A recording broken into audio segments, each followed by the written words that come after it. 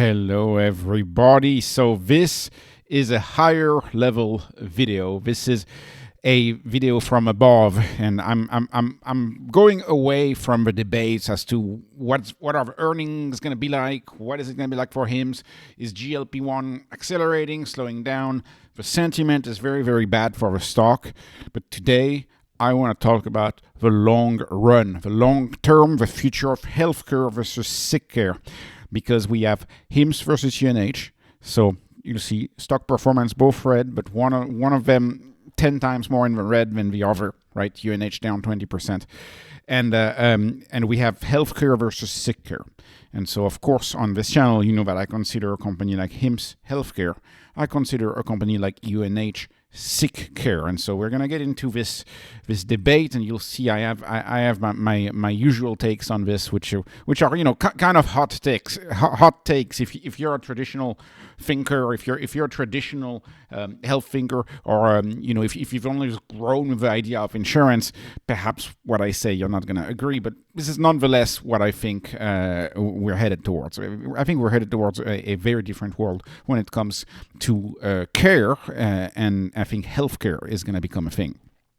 So anyways, two stocks today, like I said, United Health down 20%, HIMSS down 2%. So let's talk about United Health first. So what does United Health do? Well, we don't really cover much UNH on this channel because we're not value investors, right? A lot of people buy UNH because they have like a 3% dividend or something, and it's a well-known name, and it's supposedly super stable. So a lot of dividend investors got into that stock. And by the way, let me just say, I think this is of course a typical overreaction. In my view, this seems like an overreaction, but I'm not a trader, so I'm not gonna talk about that. Let's talk about the business. So if you look at the business, most of their money comes from insurance premiums. Actually, 78%. I calculated 78% of the revenue of UNH comes from insurance premiums. And the only money that doesn't come from insurance premium, of course, comes from their Optum division. So that's where they own a bunch of clinics, they own a bunch of hospitals, they own a pharmacy benefit manager where they supply the drugs, etc. And they're their main customers, right? Optum is the main customer of their retirement programs, of their Medicare programs, Medicaid programs, and commercial insurance programs. All of their insurance programs are using the services of Optum, which they also own. So we get some convoluted revenue here. But anyways, it's important to note 78% of the revenue comes from premiums, and presumably the services that are sold outside of their own premium presumably come from other insurance companies who are using their clinics and using their services, and so they get that reimbursement too, but from the premium from other insurance companies. So that's it's a business that's purely premium driven. Okay, and what's even more striking is that actually 60% of the revenue of UNH is subsidized by the federal or the state programs, and mostly the federal program. In fact, if you look at Medicare, it's 171 billion from Medicare reimbursement. So you have nearly half the business, not quite, but almost half the business that is Medicare, and the rest is state. If you focus on Medicaid with state, you have 60% of the business that's from federal programs, and so this business is heavily tied to policy, to public policy. And the stock is down. Why is the stock down? Well, the stock is down because a little thing called CMS. In a report published on Monday by CMS, of course, what did they say? They said that they were planning to only allow premiums, private insurance plan premiums, to increase by 0.09% in 2027, i.e. zero. We're not allowing them to raise prices. And so, of course, the stock's down 20% because these are companies that have very, very heavy costs, heavy salary costs, heavy costs of all sorts. And so people are saying, well, wait a minute, the profits are going to be squeezed out in 2027 if that is a thing. Now, I think that's probably a negotiation tactic. They're probably going to go back to a drawing board.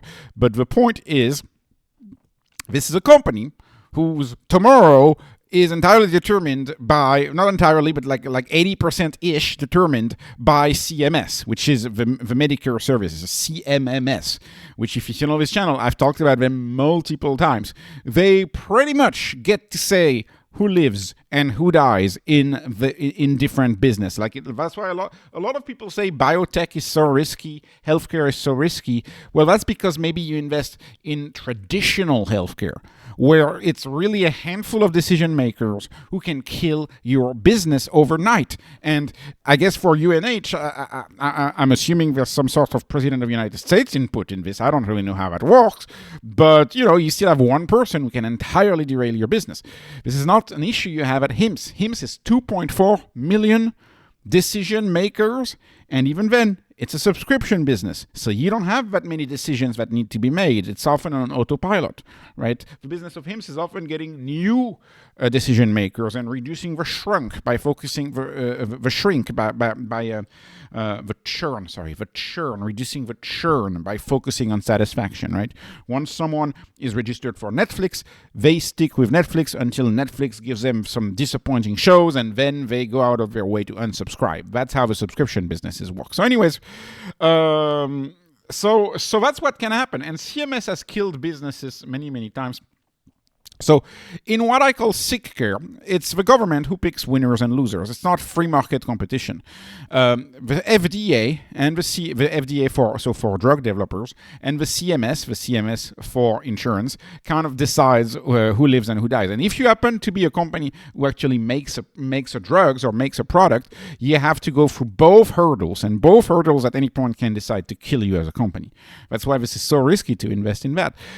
Case in point, a stock that I had covered on this channel in the early days of this channel, and I had covered it before they did the Bitcoin pivot. It's called Semler Scientific. They got acquired by Strive, I believe. Anyways, Semler Scientific.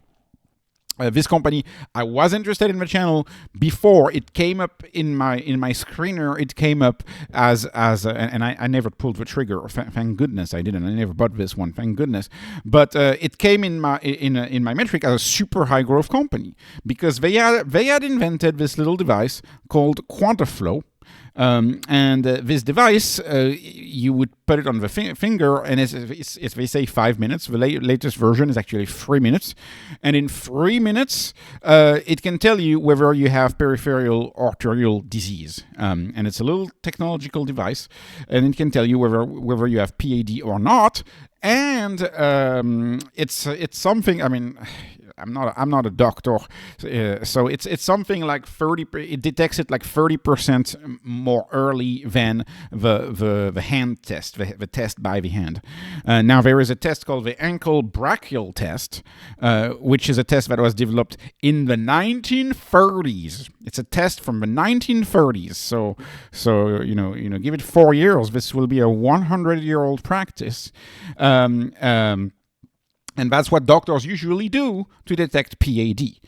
This company had developed a much better device, and a device that saves a bunch of time from doctors. A device that is not prone to false negatives, right? Or false positives, even worse, right?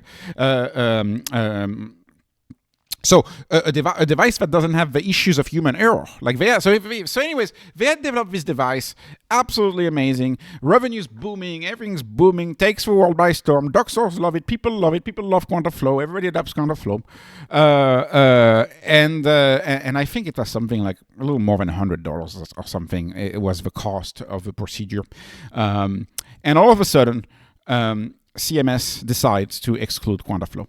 And the moment CMS decide we're not going to reimburse for this device because they say, we're going to go back to the old 1930s test, because someone must have said, wait, it's too popular. This device works too good. It's a blockbuster product. Oh my gosh, it's costing too much money. So they remove it, and then the stock epic crash. The stock crashes like insanity to the point that they decided to just buy Bitcoin to survive. And so it's very unfortunate because it was developed by a cardiologist. That was his life's works. His life's work's gone. You developed a great device. You went through the FDA. You got the device FDA cleared. You went through the CMS. You launched the device. Then CMS changes their mind and they're like, okay, let's go back to the test from the 1930s. And then boom, you're gone as a company. You're gone as a company. And on this channel, I like CorMedix on this channel. I've covered it a few times. CorMedix is one of the very, very inexpensive stocks that I have in my spreadsheet. Now, I think CorMedix will be fine because they actually acquired Melinta. So they did a major acquisition in order to diversify the business to make sure that they survive. But the reason why CorMedix dropped is because there was a draft released by CMS, and it looks like the reimbursement for their product is not going to be as favorable as initially anticipated. So same, they have a product. The product it's an anti-infection product. It avoids infection when you go to dialysis. Blockbuster product. People very happy with it. Dialysis centers very happy with it. Patients very happy with it. Reduces your odds of death, etc., your odds of hospitalization.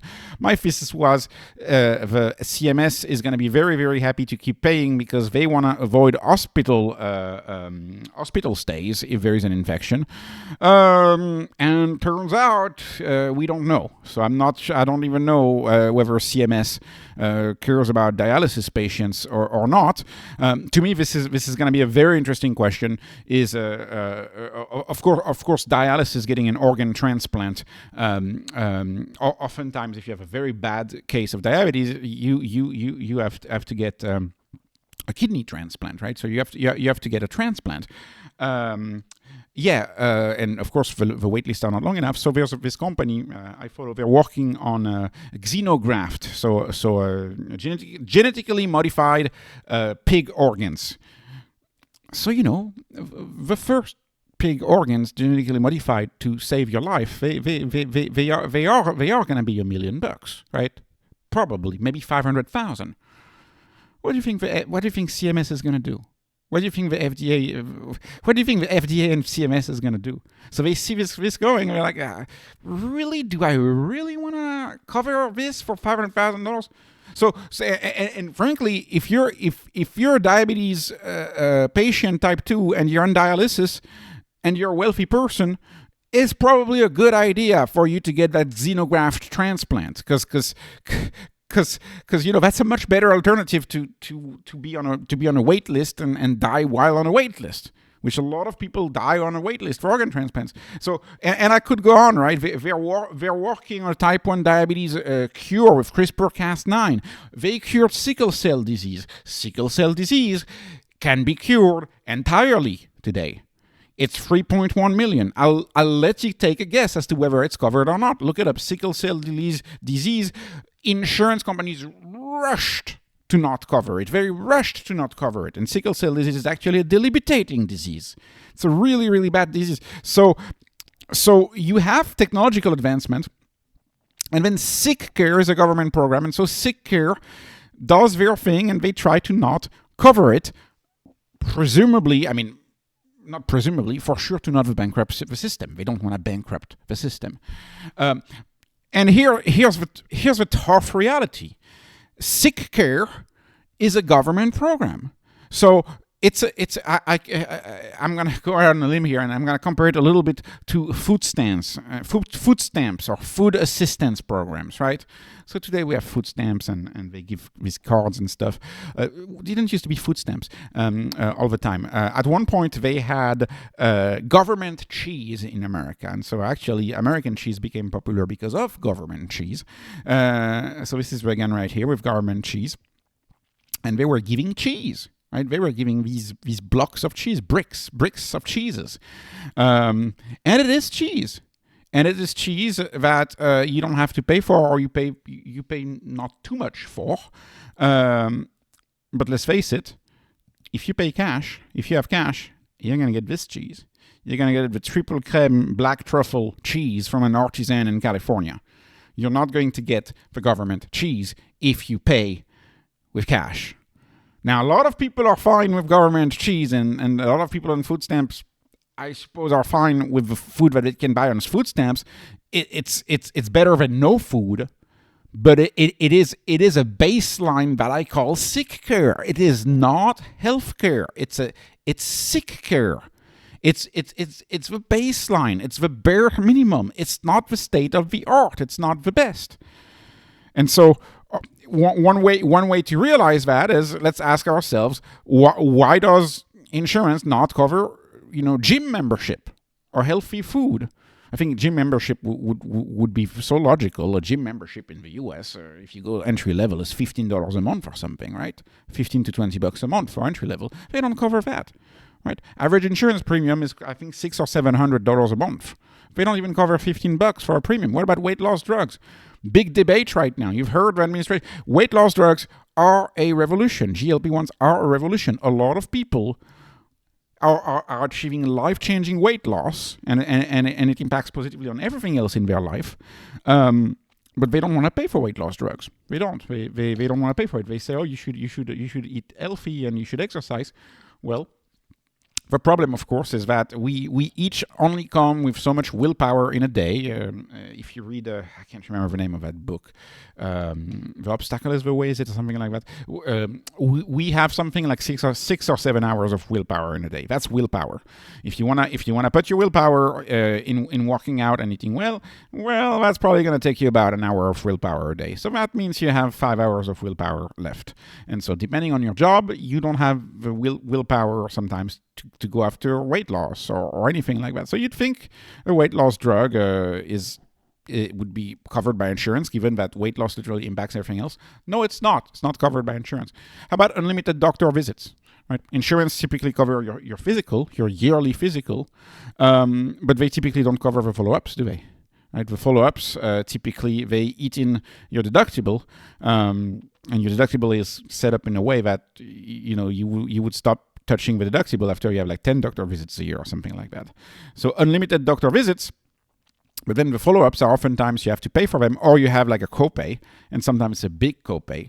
So we don't have an unlimited doctor visit, even though it could be a good idea to have unlimited doctor visits, and we can absolutely do this today with AI. Absolutely with AI, we can do this. 100%. How about labs, right? Insurance companies don't cover most labs. There's hundreds of labs available, but you only get the bare minimum for your age of your physical when you go to a physical. So, if you're an older man, they'll test for your prostate, they'll test for a few things, but you get the bare minimum. And whenever you want a test that is or out of the ordinary, or you want like a quote-unquote fancy test, like say, I don't know, you want to get vitamin D tested, well, how do you get it covered by your insurance? You have to say things like, oh, well, I have a family history of this or that or this or that, and then and only then they test you for it.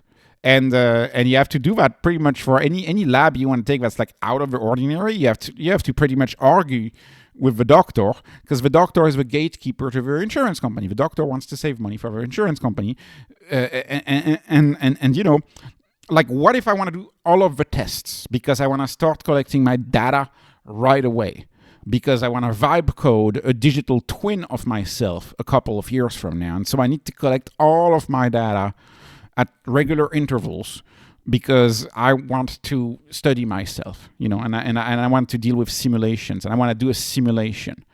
When they launch a rocket, they simulate everything in a computer, right? Before you go get a surgery, or before you start a physical activity of some kind, or whatever you want to do, wouldn't it make sense to have digital twins of us? We could totally do that today, but we need the data, and they won't collect the data. They don't want to collect that data because it's expensive, right? How about supposedly elective stuff, but that have super high psychological value? People usually frown upon in the medical field things like they call it, oh, it's elective. Is it really elective though? Think about psychological health. As a man, I would argue ED is a pretty big deal. And that will impact other aspects of your life. For men too, but for women perhaps even more. Hair loss. What if you lose your hair as a woman? Imagine that. You grew up 40 years with beautiful hair, and all of a sudden you start losing your hair because of, I don't know, some hormonal imbalance of some kind or whatever. Like imagine that would actually be a tragedy, a very strong psychological tragedy. And of course, none of this stuff is covered. Cancer treatments. Okay, chemotherapy. That's the bazooka. That's fine. We know well. We understand it very well. But I have seen researchers literally cry on TV because they have immunotherapy treatment, but the immunotherapy treatment is only approved after the second round of chemo has failed. I remember the CEO getting on TV somewhere in the UK, it was a British CEO, and he was literally crying, saying, actually, you can use my treatment on day one that you know you have cancer, and you can use it along with chemotherapy. There is no adverse effects. You gotta put all of the chances on your side. Yeah, except the immunotherapy is $80,000, right? A chemo is something like $5,000. So $5,000, $70,000 or $80,000, or even more. And of course, they're like, okay, well, we, the health system, we will pay for it, but only after 2 rounds of chemo have failed. So you're drastically reducing your chances of survival. And I could go on. I really, really can go on. This is like that for the entire healthcare apparatus. It's literally like government cheese. It's like we have much better than government cheese. We have an entire variety of cheeses possible, but somehow, if you don't innovate, if you stay in this world, you're gonna innovate at the speed of government cheese. I don't know if that makes any sense. And it gets even worse. Of course, you may say, "Oh well, I don't have Medicare. I don't have Medicaid." Well, first of all, if you're 65 plus, right, Medicare is the thing. So that's one aspect. Another aspect is, you're like, I have great private insurance. My insurance is great and private. Well, here's the problem.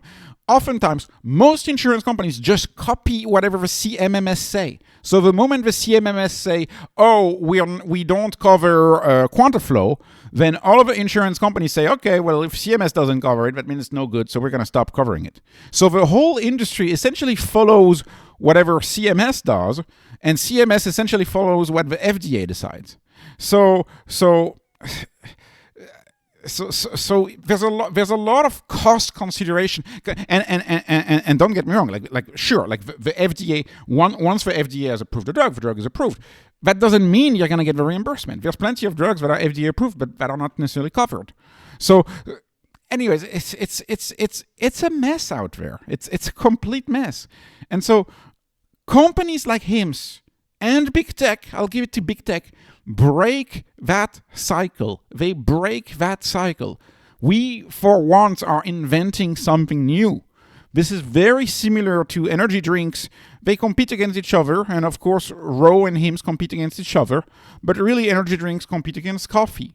Visa, MasterCard, American Express, stablecoins, they compete against each other, but really, they all compete against cash. If they cooperate against cash, right? HIMSS and Roe, they compete against each other. I'm sure you have customers who've gone from HIMSS to Roe, back to HIMSS, back to Roe. That's likely. They compete with each other, but they're actually building an entire alternative to government healthcare or Sickcare. They're building an entire alternative. And so is big tech. Big tech too. Big tech is doing the same thing. HIMSS is a pure play company in the field. That's the way I look at it. It's a pure play company in that field. But remember that interview from Tim Cook a while back, and this always struck me. It says, I believe if you zoom out into the future and you look back and ask, what was Apple's greatest contribution to mankind? It will be about health. It will be about health. And sure enough, the Apple Watch is an absolutely amazing health device. The hearing aids that they released, the little phone things, I'm not in the Apple ecosystem, but the hearing aids they released, the next gen earbuds that they have, can do so much for people who don't have access to hearing aids. They can do that at scale. They can do that at an absolute scale. And I fundamentally believe that big tech is really going to break that cycle. And in my view, HIMSS is the pure play, perhaps becoming a big tech at some point in that sector. It is the pure play in that sector. So let's talk about why I think HIMSS has all of the signs of a very, very big story and a very big tech type story, a story of disruption of Sickcare, disruption of, it's private companies, but really UNH can't really do what it wants. UNH is heavily administered by the government in the sense that the government sets the prices. So it's a private company, but not so private after all, right? Yes, so if you look at HIMSS breaks that cycle. HIMSS has all of the signs of a big tech stock. Why? It's a subscription business.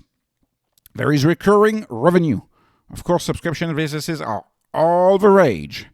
Everybody from Adobe to Microsoft, they all move to subscription business. They don't want you to own a product anymore. They don't want you to own the software. This is like Spotify, like Netflix.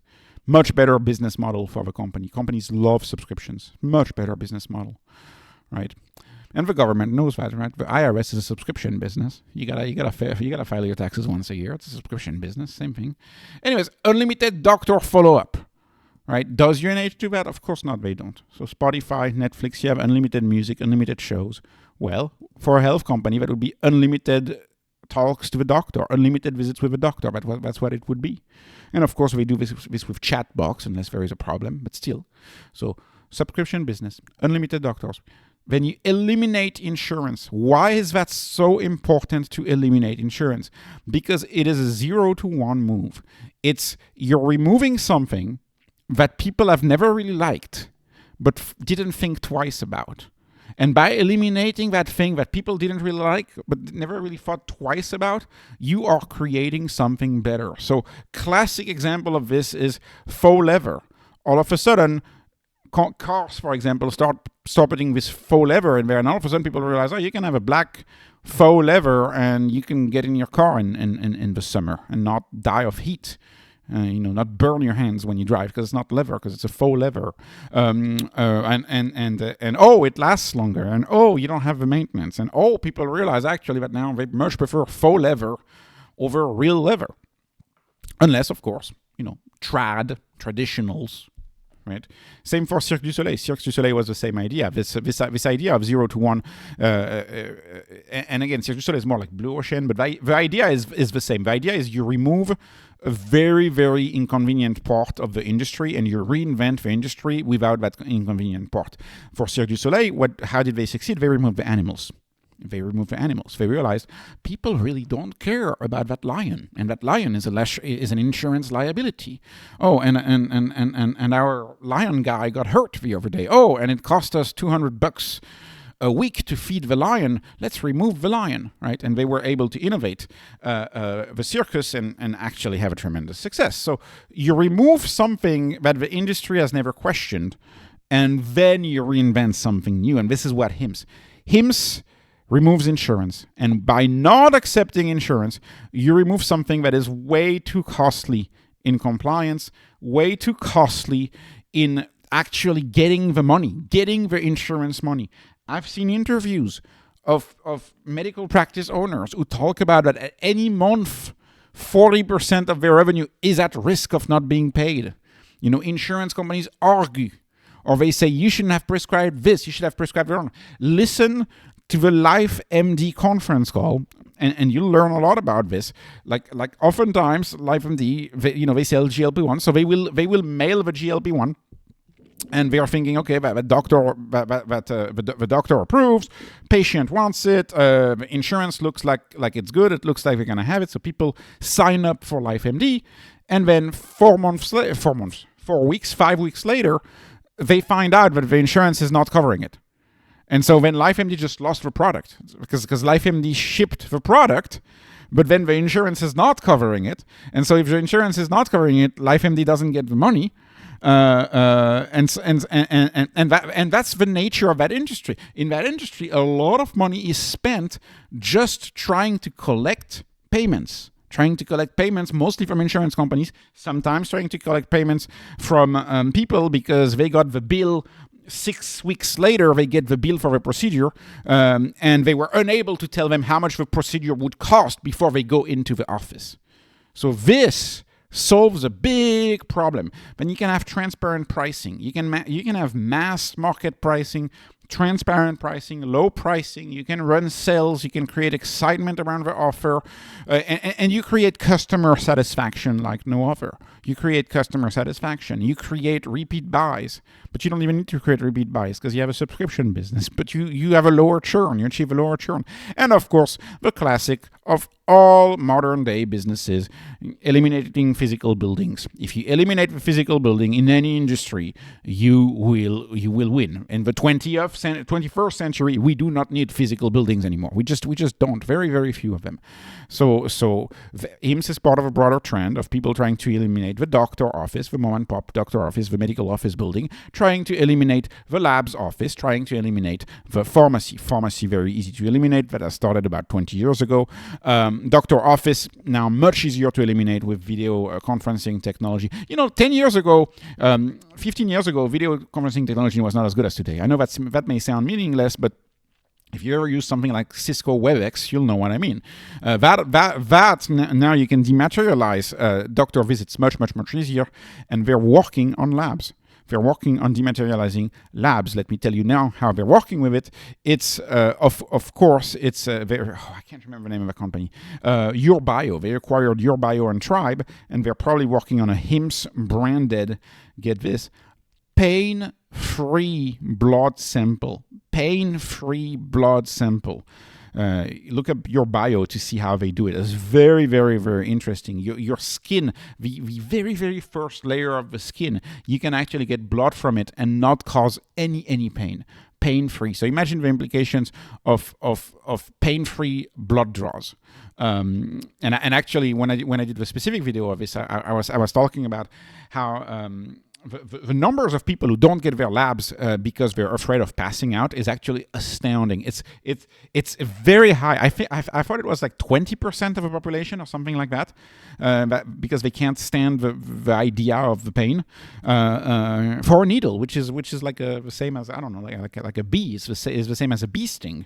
But for some people, they just pass out. So this creates induced demand. All of a sudden, if you're creating a product like that, you're doing much more than providing, in the case of HIMSS, it's up to 1,000 markers. You're doing much more than that. You're offering a product that is pain-free. Well, UNH, do they have pain-free blood draws at UNH?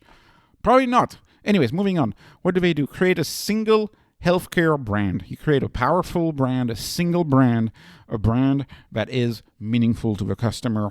In healthcare, most of the time, the branding is the last name of the person who founded the company 100 years ago. Before corporations were a thing, when sole proprietorship was the only way to run a business, more than 100 years ago, the only way you can name your business was your last name. And so that's why, when you look at the name of some of these companies, it's just a bunch of last names together. That's all it is. Very similar to the banking system here. Very similar, like just conglomerates, and you just put three people together, and you just group the last names, and then boom, you have two last names. Or three last names, and that's the name of the business. They treat patients like customers. This is a very big deal. Customer is a good word in the 2020s. Amazon elevated the word customer. It's all about the customer. You gotta please the customer. You have to make them happy. This is customer centricity in our era is the polar opposite of rent seeking. In the former era. In the 20th century, it was all about rent seeking. All about the customer doesn't have a choice, so I'm going to charge them an arm and a leg. But you may remember how that went, for example, when they did that for EpiPen. That didn't go too well. Customers don't stand for rent seeking anymore. This is over. We live in an era where we need to maximize the lifetime value of the customer. It's all about the lifetime value of the customer. How much is that customer going to bring money over their entire lifetime, not over that one transaction? So many companies of the 20th century who rely on moats. The whole idea of moats is you can charge a fortune because they can't go elsewhere. It's the $12 bottle of water at an amusement park in Texas when it's 110-degree weather. You charge them $12 for water. That's rent seeking. Well, it's great. You made $12, but good luck getting word of mouth. Good luck getting a repeat customer out of that. So we need to satisfy the customer. HIMS absolutely does that. Please satisfy. We could go in so many ways. Think about the UX, the UI of the website. Think about how pleasant it is to go on the HIMS website, how modern it feels. Have you ever been to the website of your insurance company? Like the tech debt that they have is knows no bound. It's awful. Anyways, we're on transparency, clear pricing, something that you don't necessarily have in the traditional system. Customization, one person, one product, and they use the compounding exemption for that. Compounding is a wonderful thing, and I would argue a lot of drugs need to be compounded because we are all different. So they're really pushing the compounding, which is just the customization of a drug, having 3-in-1, 4-in-1 drugs, maximizing the odds that the customer takes their pill by creating one custom pill with all of the compounds that they may need for their health, checked for interactions, right, with just the right dosage. It's fascinating. And it's all, of course, done by AI. And then, of course, they move fast and they innovate where they can. Now, HIMS cannot innovate everywhere, of course, but they start with what I call entry-level or medium-level health issues. They go after the bread and butter of UNH, essentially. They go after the very common health issues that make a bunch of money. I don't know, like a statin. They're going to get into diabetes. They're going to get into sleep. They're going to get into all sorts of different things. They go after that. And so oftentimes it's all old molecules, although it is true that recently they do this with the GLPs and the peptides. That's something else. But peptides is also going to be very interesting for them because peptides are found in nature. So can you patent a peptide? The big debate is who has a jurisdiction, who controls and regulates peptides these days. That's like the big debate that we have in that field. And GLP, they were able to patent it and go for FDA because it's a modified peptide. But what if we focus on naturally occurring peptides, like peptides that are already there? What is it? Is it closer to a supplement? Big debate that we're going through right now. Oh, and latest innovation, of course, I don't think this is going to be a big deal. They invested in this company called Grail, which does cancer screenings, 50 types of cancer, one simple blood draw. So you could imagine HIMS incorporating the Gallery test in all of their labs. And so you would get your labs, say every 6 months you would get your labs, and every 6 months you would get tested on 50 cancers. And you can survive from, dare I say, most cancers if you catch them very, very, very early. If you catch them, in stage 1, if you catch them super, super early, your odds of survival are very high. Oftentimes, cancers kill because they catch them too late, oftentimes. Right. Anyway, so long-winded video, but I know my HIMS videos tend to have some HIMS super fans. So I'm sure the regulars of the channel will not mind. So, anyways, thank you so much for watching. This was not investment advice. This is not financial advice. This is only entertainment. I'm hoping you were entertained. Please like, please subscribe, follow me on Patreon, follow me on X. Thank you for watching and have a wonderful, wonderful day.